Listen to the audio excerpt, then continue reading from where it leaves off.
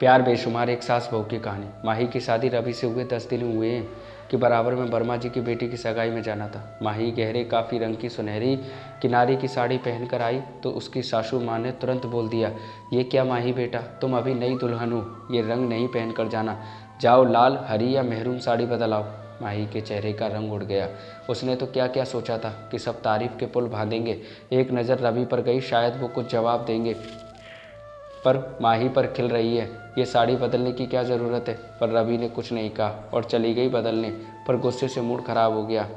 Matching nail polish, गले का set, चूड़ियाँ, सबको मैच करने में कितना समय लग गया था, अब दोबारा ये सब बदलना। तभी रवि ने गले लगाकर कहा, परी लग रही हो, पर माँ ये रंग कम पसंद करती है, उन्हें अपनी बहू सबसे सुंदर जो दिखानी है।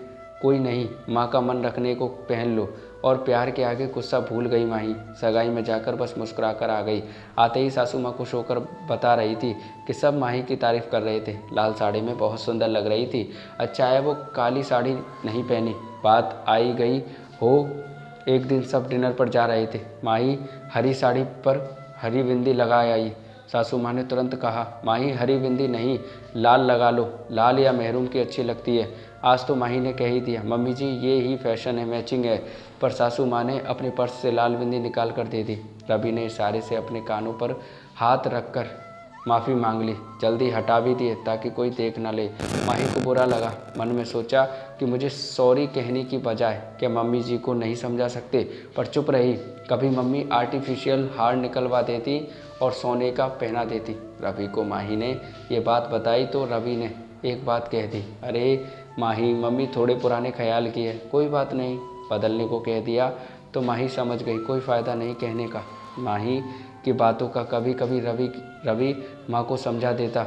माँ माही के परिवार आज़ाद ख्यालों का रहा है, जो माही करे करने दिया करो। माँ कहती, ले भला मैं क्यों मना करूँगी, नई दुल्हन पर चटक मटक रंग ही जचते हैं, इसलिए कह दिया। माही हंसमुख थी, सबको खुश रखती थी, सारा दिन रसोई में लगी रहती, नई नई सब्जी नए नए नाश्ते बनाती। सब मेहमानों की खातिर में नाश्ता की लाइन लगा देती, मेहमान तारीफ़ करते हुए जाते।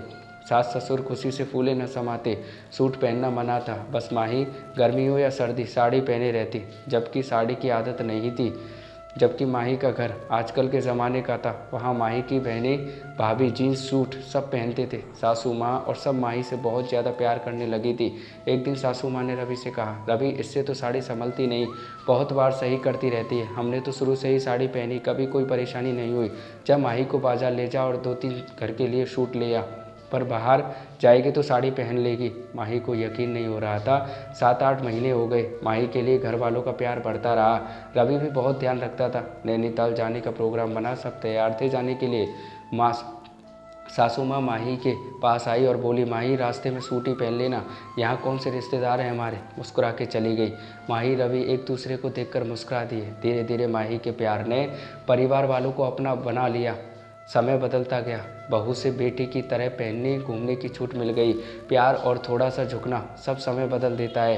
गुस्सा बातें खराब करता है तो प्यार सब मनवा भी लेता है। रवि के सहयोग और प्यार ने माही को संभाला और माही के प्यार और व्यवहार ने सबके विचारों को बदल दिया। ऐसा बहुत लड़कियों के जीवन में होता है। समय बीतता है और ससुराल में सब एक दूसरे को समझने लगते हैं। एक दूसरे के घर अलग अलग, खाना पीना पहनने का ढंग अलग होता है। नए घर में समझने में दोनों को समय लगता है। एकदम से कुछ नहीं बदलता, ना बहू की सोच ना ससुराल वालों की।